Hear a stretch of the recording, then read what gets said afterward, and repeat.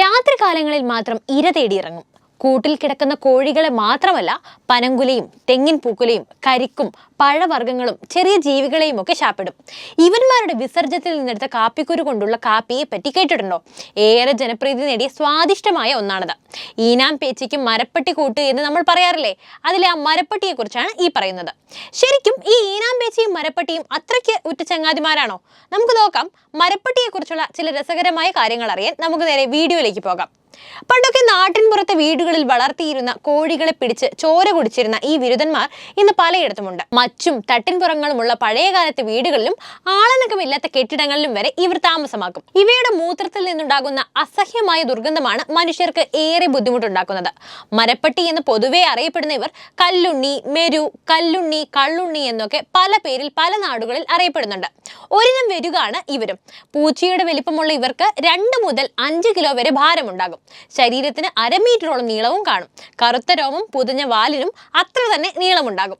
മൂക്ക് മുതൽ വാലിന്റെ അറ്റം വരെ ഏകദേശം 1 മീറ്റർ നീളം. വാലിന് മാത്രം ഏകദേശം 45 സെന്റിമീറ്ററാണ് നീളമുണ്ടാവുക. വെളുത്ത ശരീരത്തിൽ നിറയെ കറുത്ത രോമങ്ങൾ ഉണ്ടാകും.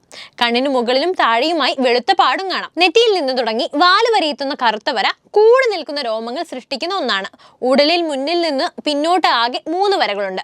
കുട്ടികളിൽ ഈ വരകൾ വ്യക്തമായിരിക്കണമെന്നില്ല. അഗ്രം വൃത്താകൃതിയിലുള്ള വലിയ ചെവികളാണ്. നെറ്റിയിലും കണ്ണിന് താഴെയുമായി വെളുത്ത പാടുകൾ കാണാം. ഇതൊന്നും കൂടാതെ പെർണിയൽ ഗ്രന്ഥി നിലത്തെഴിച്ചും മൂത്രം, മലം എന്നിവ തൂവിയും പലതരം അടയാള സൂചനകൾ കൈമാറ്റം ചെയ്യുന്നുമുണ്ട്. ഈ രീതികളിൽ ആണിനും പെണ്ണിനും വ്യത്യാസമുണ്ട്. രാത്രിയാണ് ഇരതേടൽ. പകൽ മുഴുവൻ മരപ്പൊത്തുകളിലും പനമ്പട്ട കവിളകളിലും ഒളിച്ചു കഴിയും.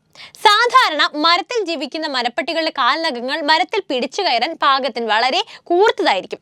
മണ്ണിലിറങ്ങിയും ഇരതേടാറുണ്ട്. കറുത്ത രോമങ്ങളാൽ മൂടപ്പെട്ട ശക്തമായ വാലും മരങ്ങളിൽ കയറുമ്പോഴും ഇറങ്ങുമ്പോഴും സഹായമായി ഉപയോഗിക്കുന്നു. വെരുകു വംശത്തിൽപ്പെട്ട മറ്റു ജീവികളിൽ നിന്ന് വ്യത്യസ്തമായി വാലിൽ വളയങ്ങൾ ഉണ്ടാകാറില്ല. അപകടഘട്ടങ്ങളിൽ പൂച്ചകളെ പോലെ ചീറ്റുകയും കടിക്കുകയും മാന്തുകയും ചെയ്യും. വർഷത്തിലുടനീളം കുട്ടികൾ ഉണ്ടാവാറുണ്ട്. മരത്തിന്റെ പൊത്തുകളിലാണ് സാധാരണ കുട്ടികൾ ഉണ്ടാവുക. 3 or 4 കുട്ടികൾ ഒരു പ്രസവത്തിൽ ഉണ്ടാകുന്നു. പിറന്ന് 1 കൊല്ലമാകുമ്പോൾ പ്രായപൂർത്തിയാകുന്ന മരപ്പട്ടികൾ സാധാരണ 22 കൊല്ലം വരെ ജീവിക്കും. ഏഷ്യയിലെമ്പാടുമായി മരപ്പട്ടികളുടെ 16 ഉപജാതികളെ കണ്ടെത്തിയിട്ടുണ്ട്. പാരഡോക്സിറസ് ജനുസിൽപ്പെട്ട 3 മരപ്പട്ടികളാണുള്ളത്. Asian civet, golden civet, brown palm civet. അതായത് നമ്മളൊക്കെ കല്ലുണ്ണി എന്ന് വിളിക്കാറില്ലേ, ആ കക്ഷി തന്നെ. കൂടാതെ പശ്ചിമഘട്ടത്തിലെ കാടുകളിലും അവയോട് ചേർന്ന കാപ്പി, ഏലം കൃഷിമേഖലയിലും ഒക്കെ മാത്രം കാണുന്നവയാണ് ബ്രൗൺ പാം സിവറ്റ്. തെങ്ങ് തുടങ്ങിയവയിലെ പൂങ്കുലകളിൽ നിന്നുണ്ടാകുന്ന മധുരക്കള്ള് ഇവർക്ക് വളരെ ഇഷ്ടമുള്ളതാണ്. ടോഡി കാറ്റ് എന്ന പേര് കൂടി ഇവർക്കുണ്ട്. നമ്മളത് കള്ളുണ്ണി, കള്ളുണ്ണി മെരു എന്നൊക്കെ ആക്കിയതാവാം. ദക്ഷിണേഷ്യയിലും തെക്ക് കിഴക്കൻ ഏഷ്യയിലും കാണപ്പെടുന്നവരാണ് ഇത്തരം മരപ്പട്ടികൾ. പൊതുവെ ഇവർ ഏകാന്ത ജീവിതം നയിക്കുന്നവരാണ്. ഇണചേരൽ കാലം മാത്രമാണ് കൂട്ടുജീവിതം. ഇവയുടെ ഇണചേരൽ സ്വഭാവങ്ങളെപ്പറ്റി കൂടുതൽ ഗവേഷണങ്ങൾ നടന്നുകൊണ്ടിരിക്കുകയാണ്. മിശ്രഭോജികളായതിനാൽ ഇരതേടൽ തറയിലും മരത്തിലും ഒക്കെയാണ്. കാടുകളിലെ വിത്ത് വിതരണത്തിൽ ഇവർക്ക് പ്രധാന പങ്കുണ്ട്. സപ്പോട്ട, മാങ്ങ, റംബൂട്ടൻ, കാപ്പിക്കുരു ഒക്കെ വളരെ ഇഷ്ടം. കൂടാതെ ചെറു സസ്തനികളെയും പ്രാണികളെയും ഒക്കെ ഇവർ തിന്നും. മരപ്പട്ടികൾ തിന്നുന്ന കാപ്പിക്കുരു തൊണ്ട് മാത്രം ദഹിച്ച് കുരു വയറ്റിൽ കിടന്ന് പൊളിച്ചും പലതരം ദഹനരസങ്ങളുമായും പ്രവർത്തിച്ചും കഴിഞ്ഞ് വിസർജിക്കപ്പെടുന്നത് ശേഖരിച്ച് കഴുകി പൊടിച്ചുണ്ടാക്കുന്ന കാപ്പിയാണ് കോപ്പി ലുവാക്ക്. ഇതിന് പ്രത്യേക രുചിയാണ് എന്നാണ് കരുതപ്പെടുന്നത്.